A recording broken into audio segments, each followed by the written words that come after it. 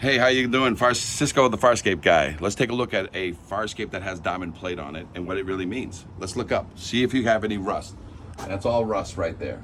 On the platform that you stand on, that's all rust right there, okay? Now you're looking at all the rust that has to be cleaned out, and if you're inspecting this every 5 years, this will never happen. Look at all the rust right here. Look at all the rust coming down these set of stairs. Every tread has rust, every tread. That's not safe, okay?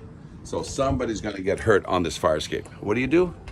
Take a picture of it, send it to your landlord, send it to your management company saying, the law is this fire escape must be structurally sound and painted every 5 years. Obviously this one is not. So what do you wanna do next? If they ignore you, you wanna send it to the fire and the building department. They'll help you get this under control, okay? And you can do it anonymously, okay? If not, give us a picture, give us an address, and we'll help you with the situation. Again, Cisco the Farscape guy, saving lives one fire escape at a time.